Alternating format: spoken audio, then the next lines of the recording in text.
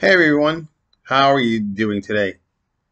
Well, I hope you're praying the rosary, getting closer to God, and following His ways, because Yahweh is the best way. Today I wanted to talk about a, uh, a passage in the Bible. It's in Matthew verse 19, or chapter 19, verse 29. And it has a lot to do with faith. It has a lot to do with being humble. And these two characteristics are pretty critical to get into heaven if you believe in those things. So it goes like this: For who, for whosoever will save his life shall lose it, and whoever will lose his life for my sake shall find it. And everyone that hath forsaken houses, or brethren, or sisters, or father, or mother, or wife, or children, or lands for my name's sake, shall receive 100-fold, and shall inherit everlasting life. So basically, and these are the words of Jesus in the book of Matthew. And he was talking about if you want to save your life, you're going to lose it. And if you lose your life, for his sake, for Jesus' sake, you will find it. And you'll inherit everlasting life. It's a powerful verse in the Bible. It really explains the theme of the gospel, the theme of Jesus Christ, the theme of God. Forever, whoever it was, I think now. It's also said in the book of Matthew that first will be last and the last will be first. So that's the theme of the Bible. That's how it kind of works. If you humble yourself, you're going to be first, and if you're proud, you're going to be last. Jesus also said that the path to the light is very narrow, and the path to the darkness is very wide. So it really comes down to following God's ways. Like I say, Yahweh is the best way, and we have a conscience, and we can obey our conscience or we can disobey it. It's really up to us. And when we pass away, we'll know that we're either guilty or, well, you'll never really know that you're innocent, but you'll pretty much know that you're guilty. And that's, whether we're innocent. Even Padre Pio had his last rites because you never know if you're worthy enough to go to heaven. But uh, going south, it's relatively simple. And it really bothers me when people say, well, I'm a good person, I'll be going to heaven. I mean, it's got nothing to really do with being good. I mean, yeah, it does, but not. I mean, your version of good does not. What does that mean? What your version of good is? What is your version of good is? Not being a murderer. Is that what it is? I didn't steal. I mean, that's not a good metric, or what we think is not a good metric. Um, we have to read the Bible, follow God's ways. And I talk about these videos and present this information, and you can do with it what you want. Click off if you want, that's fine. It doesn't change the words that are in the Bible. And you might be a person who's an atheist. I found out not too long ago that my brother doesn't believe in God, which really shocked me. I was his surrogate or whatever, his representative when he got confirmed when he was around 14 years old. And then to find out just recently that doesn't believe in God, I was pretty shocked. It really was. So and talk to him about certain things and to warn him and talk about it and read the Bible. He's a learned man, and he lives a pretty good life. And that's what happens. First we're going to become last. Better to suffer in this life. Better to suffer in this life and live in eternal peace than the other way around. So I thank God that I live a tougher life. I did a lot of studying. I did a lot of uh, preparing in my life. It really didn't get much of anywhere. Yes and no. But I'll tell you right now, if I was living the good life, I wouldn't be doing these videos. I'd be living the good life, the sinful life, the life that you become last. Yeah. So now that I'm on the final lap of my life, um, I just hope I'm worthy enough. I hope I'm worthy enough. It's really the only thing I got to aspire to is hopefully I'm worthy enough to uh, to spend eternal life, eternal happiness with the saints, Jesus, Virgin Mary. I would love to meet David.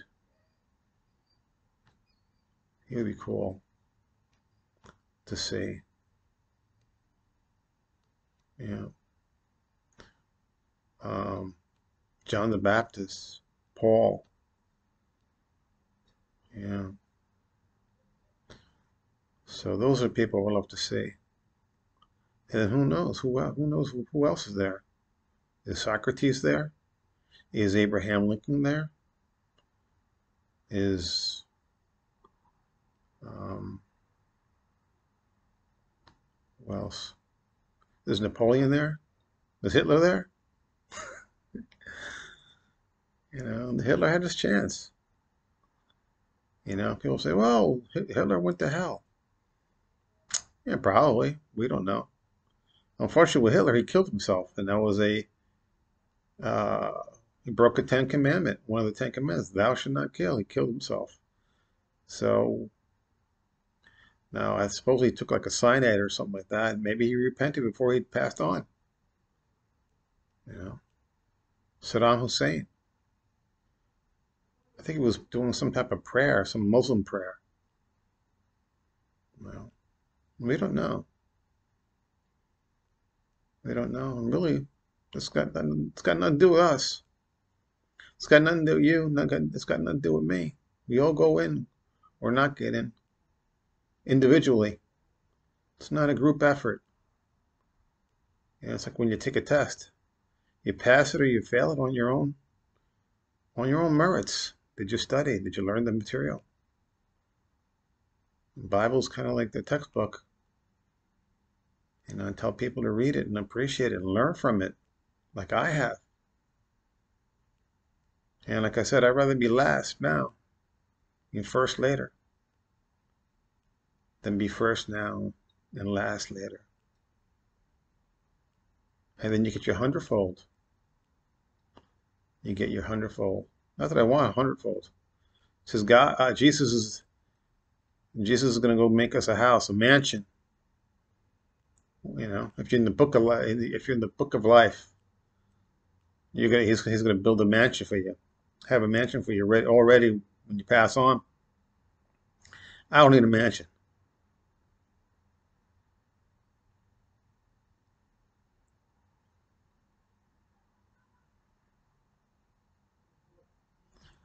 I don't need a mansion.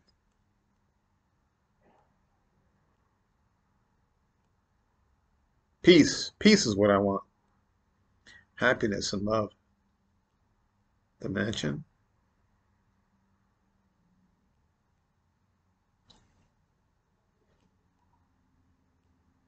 I'd like to have a nice mattress. Appreciate that. But if the mansion's gonna be empty, just get me a one-bedroom apartment. Years ago, I was selling property, and I was doing pretty good. I was selling a lot of property. So these guys had properties for sale, and they said, "Hey, Rich, why don't you live on one of the properties and you can sell it and you just live there for free?" So that's what I did. And I lived in a 4-bedroom, 2-bath house with a pool. So hey, I'm I might be stupid, but I'm not an idiot. So I went and lived in the master bedroom, and of course the master bedroom had a master bath. And I lived there for a couple months or so. And all I did was live in the master bedroom, and I would go into the kitchen, and then go back and forth from those two rooms. I think I went in the pool one time. I mean, I remember I would go into a room, a bedroom, just to put my feet in there because I was in there, to say, hey, I was in that bedroom. But it was empty, and it was kind of depressing. So, Jesus, you don't have to make me a mansion. If it's going to be empty, hey, just want to get to heaven. That's all I care about. The rest, I don't care. A nice mattress would be good. Yeah. So, but anyway, people, um, there's another story. It's called Lazarus and the Rich Man. I forget which book that's in. Look it up. Lazarus and the Rich Man. Rich Man. Very interesting. Read that parable. It's a really powerful parable. And it talks about this and it illustrates it in a parable. And, you know, it should hit you. Really grasp that concept. Because this is really the concept of God. Humbling yourself and believing faith.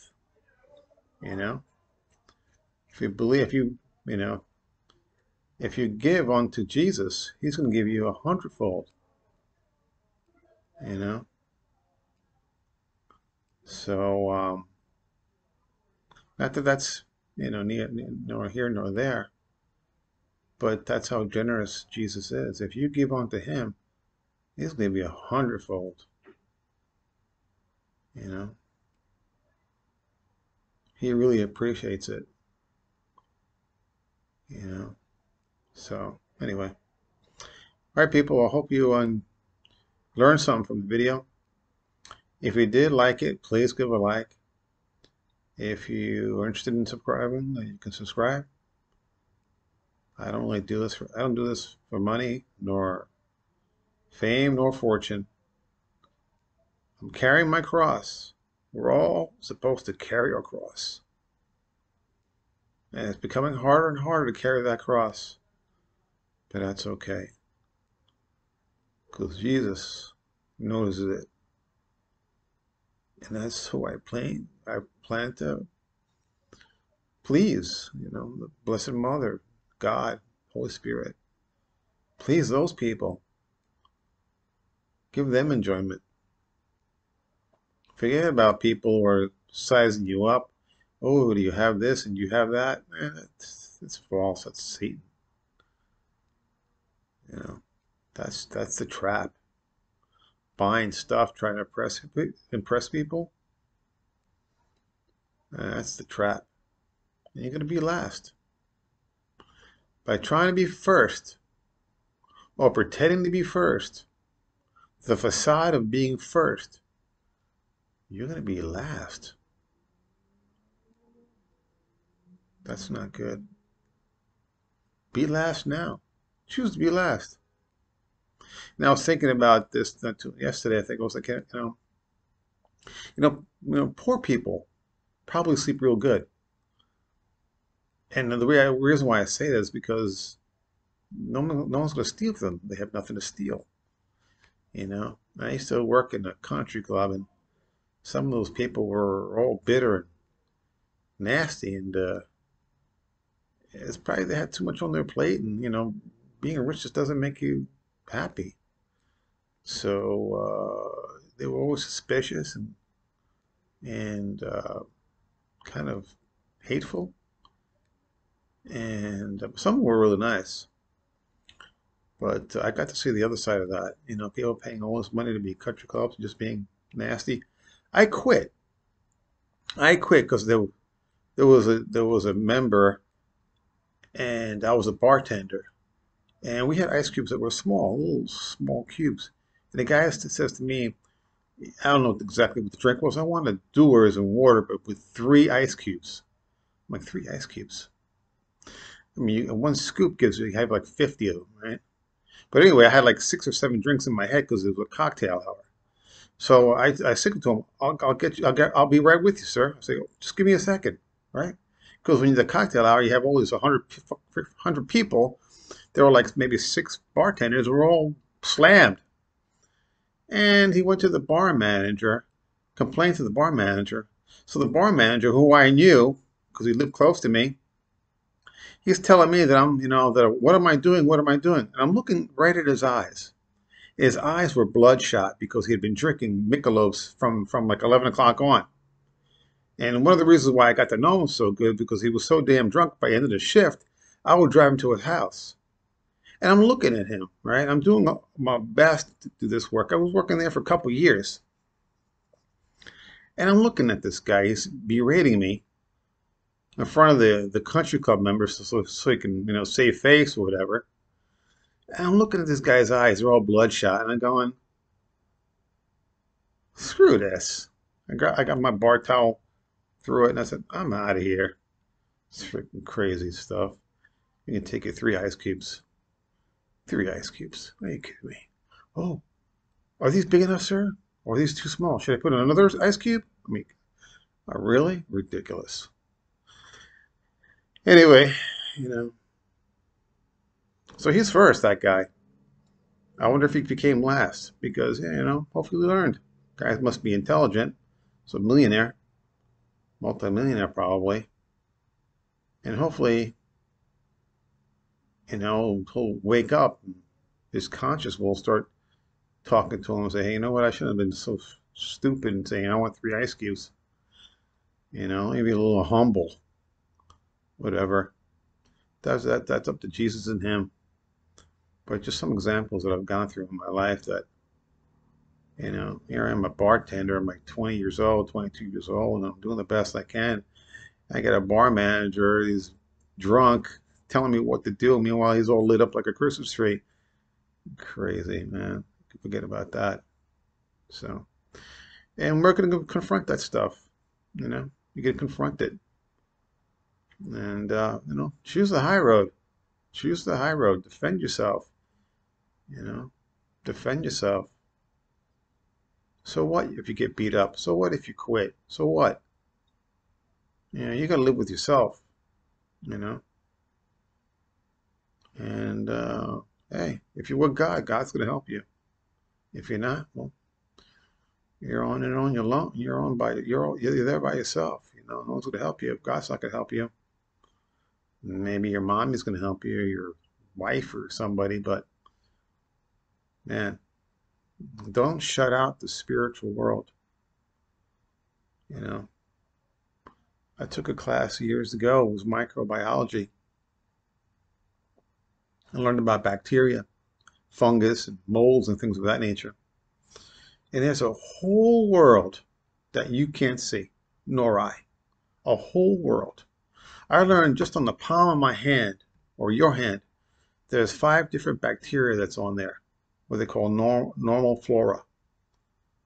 And we did that by swabbing our hand and then incubating it. We have 5 different bacteria on our hands, just as a course of being alive. Hey, I never knew that.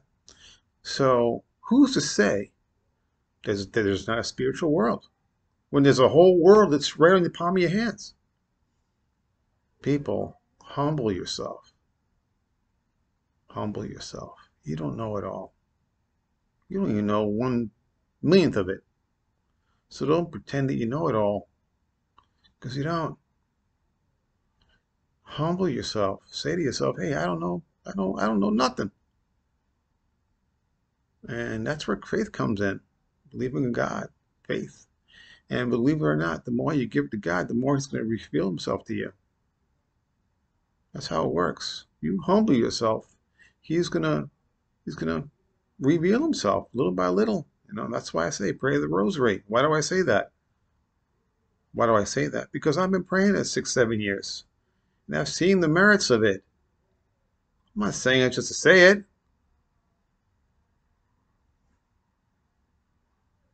But of course, you're going to do what you want to do, and that's okay. You have all the right to be miserable, and you have all the right to go to hell. You have that right. But you don't have that right to go to heaven. See, that's something you have to merit. It's not easy. That's why the path to the light is narrow. Because it's hard to go to heaven. Jesus said it. And He still died for our sins, so that we can have a conduit to heaven.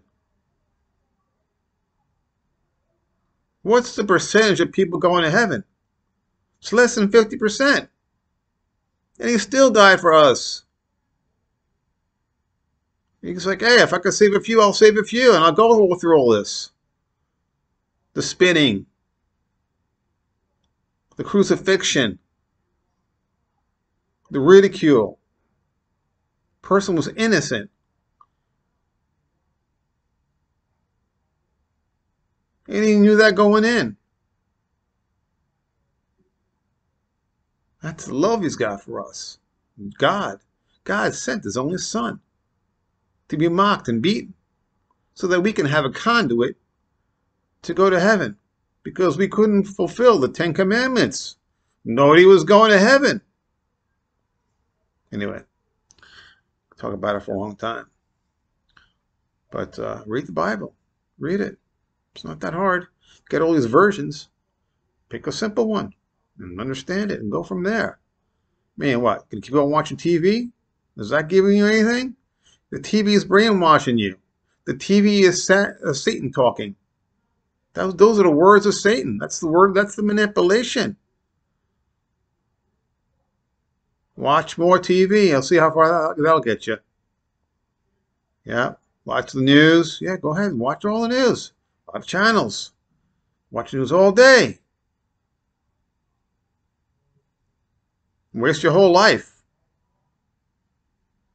You never tap into your talents that God gave you because you're watching TV. And you get around my age, you go, oh, what did I do with my life? It's too late. You can't go back, can you? Yeah. So, anyway.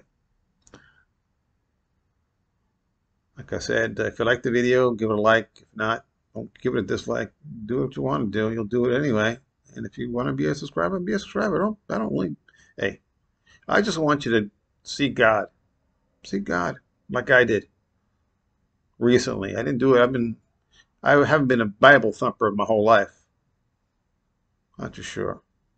So, anyway, thanks for listening to me, and God bless.